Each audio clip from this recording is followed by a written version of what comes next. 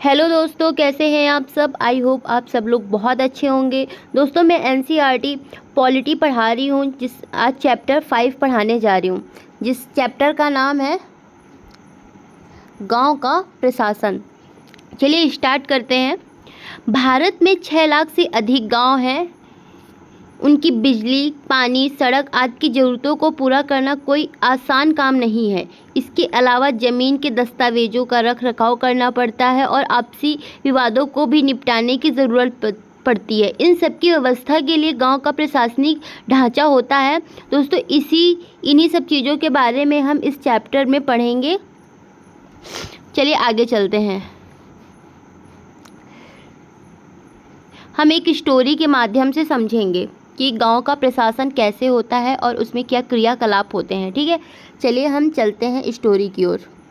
मोहन एक किसान है। उसके परिवार के पास थोड़ी सी खेतिहर ज़मीन है जिस पर वह कई सालों से खेती कर रहा है। उसके खेती से लगा हुआ ही एक रघु का खेत है। दोनों के खेत एक छोटी सी मेड़ से अलग होते हैं। एक सुबह मोहन ने देखा कि रघु ने मेड़ को थोड़ा आगे बढ़ा लिया है। ऐसा करके मोहन की कुछ ज़मीन अपने खेत में मिला ली है और अपने खेत का आकार बढ़ा लिया है। मोहन को बहुत गुस्सा आया, मगर वह थोड़ा डरा हुआ था क्योंकि रघुवीर के परिवार के पास बहुत ज़मीन थी। इसके अलावा उसके ताऊ गांव के सरपंच थे। फिर भी मोहन ने हिम्मत जुटाई और रघु के घर पहुंच गया।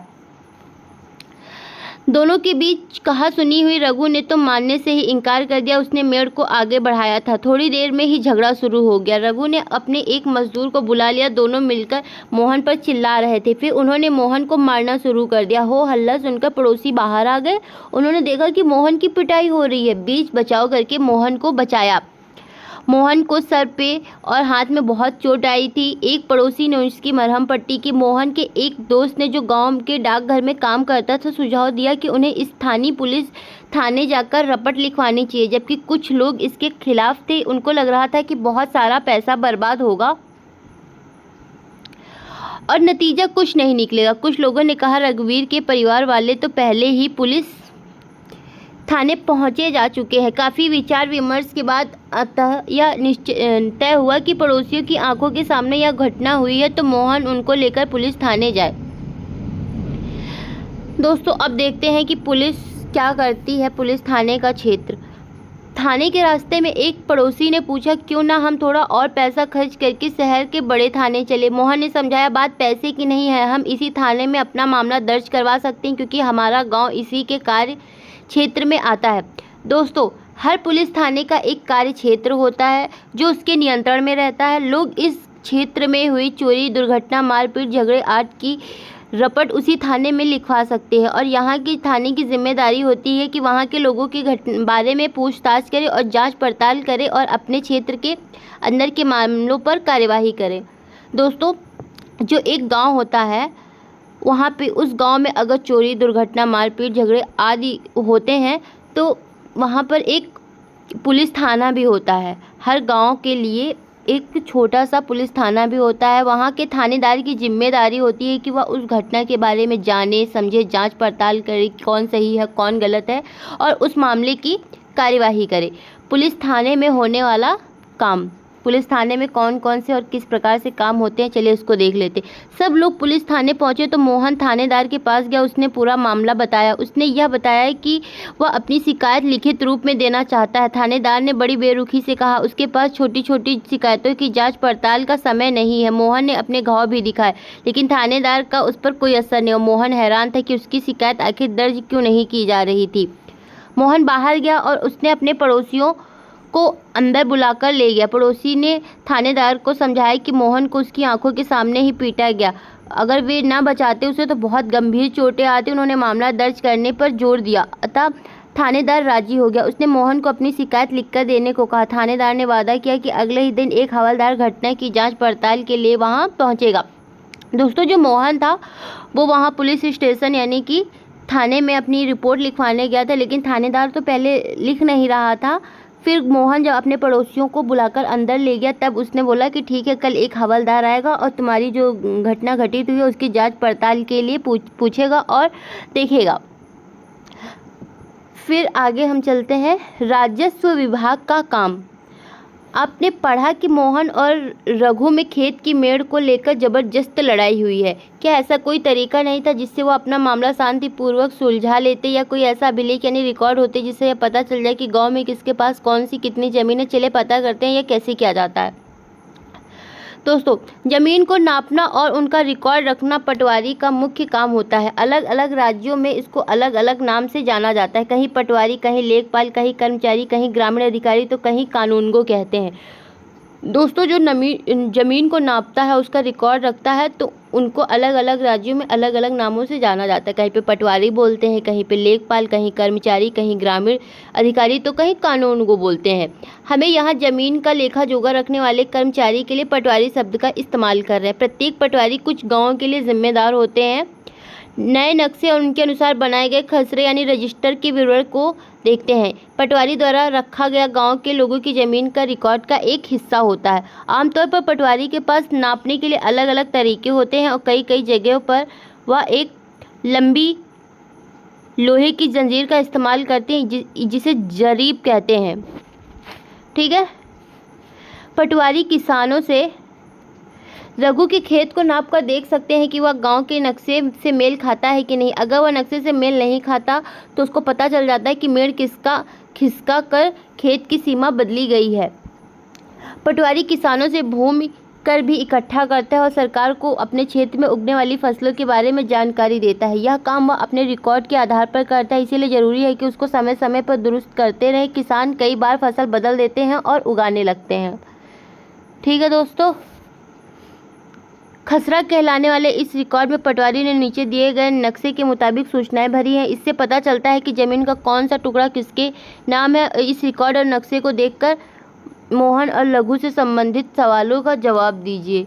सबसे पहले आपको आपके क्षेत्र हेक्टेयर में लिखा होगा, ज़मीन मालिक का नाम पता लिखा होगा, और फिर यदि बटाई पर है तो दूसरे किसान का नाम और बटाई का हिस्सा लिखा होगा, और फिर इस साल जोती गई ज़मीन यानी फसल, क्षेत्र या अन्य फसलें। ठीक है।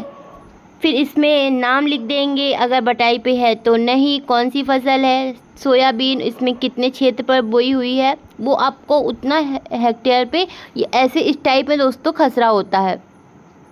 ठीक है, ये देखिए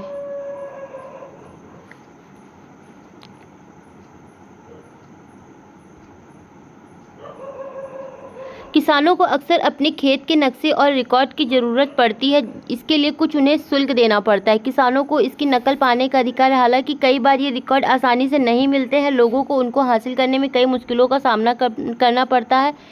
कई राज्यों में ये रिकॉर्ड कंप्यूटर में डालकर पंचायत के दफ्तर में रख दिए गए हैं ताकि वे आसानी से लोगों को उपलब्ध करा सकें और नई सूचनाओं के अनुसार नियमित रूप से दुरुस्त होते रहें। आपको क्या लगता है किसानों की इस रिकॉर्ड की ज़रूरत कब पड़ती होगी? दोस्तों,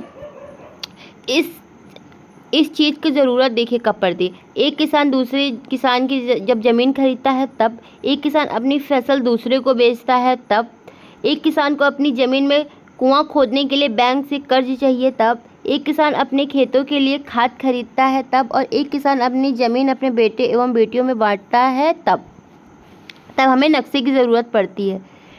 इन सब का हिसाब रखना सरकार के राजस्व विभाग का काम होता है।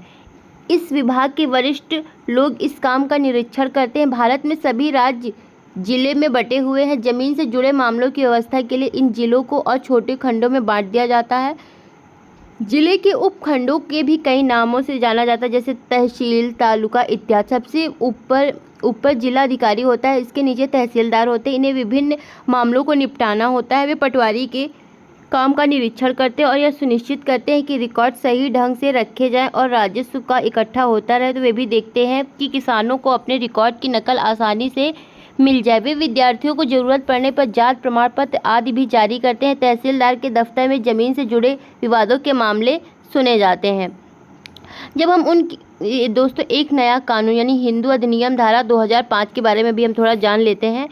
जब हम उन किसानों के बारे में सोचते हैं जिनके पास ज़मीन है तो पर आमतौर पर वह हमारे ध्यान में पुरुष होते हैं। महिलाओं की हैसियत खेतों में काम में एक मददगार भर की मानी जाती है। उसके बारे में मालिक के जमीन के मालिक के रूप में कभी नहीं सोचा जाता है। अभी तक कई राज्यों में हिंदू औरतों को परिवार के जमीन में हिस्सा नहीं मिलता है। पिता की मृत्यु के बाद जमीन बेटों में बढ़ जाती है। हालांकि यह एक कानून बदला गया है। नए कानून के मुताबिक हिंदू परिवार में बेटों एवं बेटियों और उनकी मां को जमीन में बराबर हिस्सा देना चाहिए या मिलता है। यह कानून सभी राज्यों और केंद्र शासित प्रदेशों में भी लागू होगा। इस कानून से बड़ी संख्या में औरतों को फायदा हुआ है। उदाहरण के लिए सुधा एक खेतिहर परिवार की सबसे छोटी बेटी है और वह शादीशुदा है और पास के गांव में रहती है। उसके पिता की मृत्यु के बाद सुधा अक्सर खेती में मां का हाथ काम बटाती थी। उसकी मां ने पटवारी से कहा जमीन अब बेटे के साथ साथ उसका और दोनों बेटियों का नाम भी रिकॉर्ड में आ जाए। सुधा की मां बड़े आत्मविश्वास के साथ छोटे बेटे और बेटी की मदद से खेती का काम संभालती और सुधा भी इस निश्चिंतता में जी रही थी कि जरूरत पड़ने पर वह अपने हिस्से की जमीन से काम चला सकती है। ये देखिए दोस्तों